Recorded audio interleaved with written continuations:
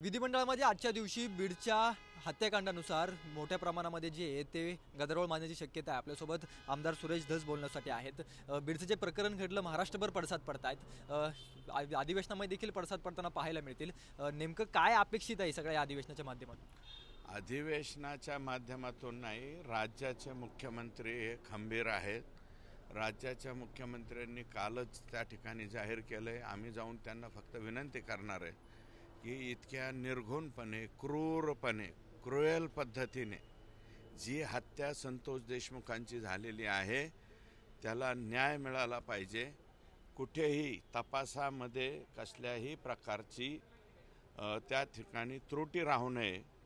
जे प्रत्यक्षदर्शनी तर जे होते म्हणजे नाही आहेत, परंतु ज्यांनी पहिल्यांदा उचलून नेलं ते आत्याभावाच्या समोर नेलेलं आहे।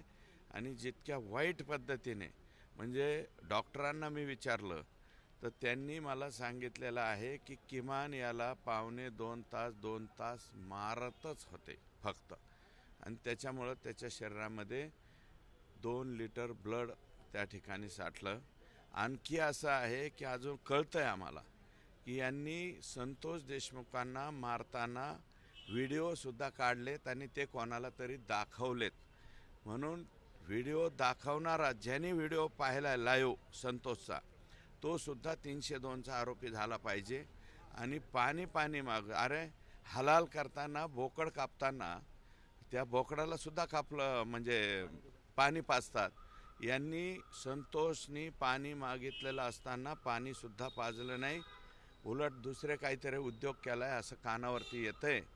हे जे यांचे मोबाईल तपास केलेले आहेत, जप्त केलेले, ते मोबाईल त्यांचे CDR मागचे 1 वर्षाचे, त्याच्यानंतर कोणते व्हिडिओ कॉल केलेत, यांच्या पोस्ट काय होत्या, कशामुळे ह्या लोकांनी मारलं, अतिशय क्षुल्लक कारणावरून मारले। काल आमचे पालक, म्हणजे माजी पालकमंत्री म्हणाले की व्यवहारातून हाय झालं। अहो, संतोष देशमुखला राहायला घर नाही, 1 रुपयाचं त्याचं कुठं ट्रान्झॅक्शन दिसत नाही, आणि त्याचा आणि व्यवहाराचा काय संबंध आहे? फक्त गुंडगिरी, आम्ही गँग्स ऑफ वशेपूर, आमची गँग कशी मोठी आहे, आमची गँग कशी दहशतीची होणार, आणि हे जे आरोपी आहेत यांनी कित्येक लोकांचे पाय मोडलेत। मुलीबाळींच्या बाबतीमध्ये सुद्धा हे लोक चुकीचं वागलेले आहेत। आता रिपोर्ट येत आहेत आणि आता लोक पुढे येतील। नाव घेऊन सांगा आपण, वाल्मिकी कराडावरती आरोप आहे, धनंजय मुंडेंवरती विरोधक आरोप करतात। 1 मिनिट ऐका, मी तसा आरोप करणार नाही, परंतु यांचे आका कोण आहेत हे शोधा म्हणतो मी। नाव मी कोणाचं घेणार नाही, पण माजी पालकमंत्र्यांनी काय सांगितलं की व्यवहारातून राजकारण करू नका। ह्याच्यात कोण राजकारण करतंय? राजकारणाचा काय संबंध आहे? इतक्या क्रूर पद्धतीने मारल्यावर मी बोलायचं नाही? संतोष देशमुख सोडा, त्याच्या जागेवर कोणीही समाजाचा, छोट्या समाजाचा सुद्धा माणूस असतो, तरीसुद्धा या बाबतीमध्ये माझ्यासारखा माणूस ज्याला हार्ट आहे तो त्याच्याच बाजूने बोलला असता। तुम्ही एखादा फड असता तरी बी आम्ही त्याच्याच बाजूने बोललो असतो। तुम्ही कशाला हे जातीपाता नामका आणताय? तुमचे आक्षेप आहेत, त्यांनाच मंत्रिमंडळात घेतलं ना सरकार? नाही, आम्ही आक्षेप त्यांच्या स्वतःच्या बाबतीत घेतलेला नाही, अजून तरी नाही। मी काय म्हणतो, तपास पुढे येऊ द्या। अजूनपर्यंत इतर बोललेले आहेत, मी बोललेलो नाही। जर का त्यांचं कॉलिंग झालं असेल एकमेकाचं, मग ते तपासात आता पुढं आलं, ते झाकत नाही। कोणी झाकायचं म्हणलं, सत्तेमध्ये असल्यानंतर हे सगळं शक्य होईल, मंत्री असल्यानंतर इतर लोकांना नाही, मंत्री असल्यावर आमचे मुख्यमंत्री आहेत ना स्वतः, आणि गृह खातं त्यांच्याकडेच राहणार आहे।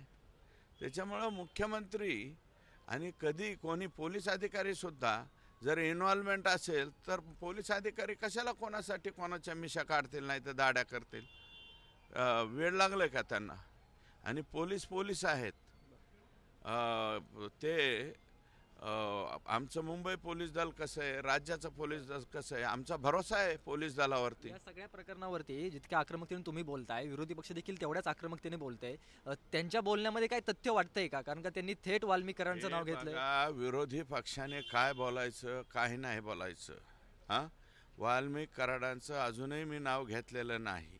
फक्त मी एकडोच शब्द वापरतो, हे जे लोक याच्यामधले आरोपी आहेत, घुले समथिंग काय नाव आहेत, प्रतीक वगैरे जे मुलं आहेत, 6 जण आहेत. 6 ते आणि राष्ट्रवादी काँग्रेस पक्षाच्या अजितदादांच्या गटाचे तालुका अध्यक्ष, ज्यांना काल परवा मला वाटतं त्यांनी निष्कासित केले, त्याची हकालपट्टी केली. हे लोकांचे 1 वर्षाचे, गेले 1 वर्ष 2 वर्षाचे CDR तपासा. हे लोक कधी कधी यांना कोणाकोणाला कुठं कुठं भेटले आणि मग ज्यांना भेटले त्यांच्याकडनं अशा ऑर्डर आल्यात का, हे तपासात निष्पन्न होईल ना. निष्पन्न झाल्याच्या नंतर मी म्हणेल आता विरोधी पक्ष नेत्यांच्या लोकांनी काय बोलावं हे सुरेश धस नाही ना सांगू शकत. 232 खून जे आहेत ते मागील काही दिवसांमध्ये बीडमध्ये झालेत असं म्हणणं आहे. बीडचा बिहार कोणी केलाय महा सगळा? हे बघा, 232 हा फिगर मला नाही वाटत. ॲव्हरेज खून जे आहेत ते मी मागच्या 4-5 वर्षाचे पण काढले, 60-61च्या वरती नाही आहे. विरोधकांनी का पत्रकार परिषद घेऊन अंबादास दानवेंनी सांगितलं. ठीक आहे, दानवे साहेबांनी काय बोलावं, बाबासाहेबांनी दिलेलं हे स्वातंत्र्य आहे, त्याच्यामध्ये कोणी काय बोलावं हे मी म्हणणार नाही. परंतु आज तारखेपर्यंत सुद्धा मी काल परवा जी माहिती घेतली, बीड जिल्ह्यामध्ये 36 खून झालेले आहेत. फक्त एक आहे की त्या परळी शहरातले 200-300 कुटुंब परळी शहर सोडून आता ते पुण्याला गेलेत, कुणी अंबाजोगाईला गेलेत, कुणी लातूरला राहायला जातंय, सगळं एकूण बिकून निघून जाते तिथून. कोणी केलं, कोणामुळे होतंय? आता कोणामुळं होतंय ते तुम्ही जाऊन त्या परळी शहरात विचारा ना. परळी शहर जे आहे बरंच मोठं शहर आहे, त्या शहरामध्ये जाऊन विचारा. कोण कोणाच्या दुकानावर जाऊ नका म्हणतो, कोण कोणाच्या चहाच्या टपरीवर जाऊ नको म्हणतो, कोण कोणाच्या म्हणजे कोणी एक साधे एखादी, अरे लोकशाही आहे. हे जे आम्हाला जे अभिव्यक्ती स्वातंत्र्य दिले, अभिव्यक्ती स्वातंत्र्य फक्त तुमच्याच लोकांनी वापरायचं का, इतर लोकांनी वापरायचं नाही. एखाद्या माणसाने कमेंट टाकली लगेच त्याला फोन करायचा, ते लोक ऐसा करेंगे वैसा करेंगे, खलास करेंगे. तुमच्यावर खूप दबाव पाहायला मिळतो, तुम्ही थेट नावच घेत नाही, म्हणजे दबाव अडचण झाली. एक मिनिट ऐका, मी स्वतः माझ्या आयुष्यात कधीच कोणाचा दबाव बाळगलेला नाही बरं का.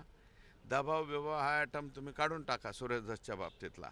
तुम्ही नाव घेण्यामध्ये अडचण दिसते. ऑथेंटिक नाव मी आज घेणार नाही संतोषच्या प्रकरणात, जोपर्यंत पोलीस तपासामध्ये यांचा कॉल झालाय का नाही, त्या दिवशी किंवा त्या अगोदरचे 2, 4, 5 दिवस, शुक्रवारी पहिली घटना घडलेली, याच्यातले महाजन, तो पाटील, बनसोडे, हे सक्तीच्या रजेवरती पाठवून जमणार नाही, ह्यांना सस्पेंड करावं लागेल. आणि वेळ पडली तर जिल्ह्याच्या SP पर्यंत सुद्धा नंबर लागेल. याच्यामध्ये न्याय देतील, 100% न्याय देतील. फडणवीस कोणालाही पाठीशी घालणार नाहीत याची आम्हाला गॅरंटी आहे. मुख्यमंत्री न्याय देतील असं सुरेश धस यांचं म्हणणं आहे. परंतु त्यांची जी आहे ते आपण अडचण म्हणजे बघू शकतो की थेट जे आहे ते नावं सुरेश धस यांनी कोणाची घेतली नाही, परंतु त्यांचा रोख धनंजय मुंडे आणि वाल्मिक कराडांकडे असलेला आपल्याला पाहायला मिळाला. कॅमेरा पर्सन सिद्धांतसह रोहन कदम, जय महाराष्ट्र न्यूज.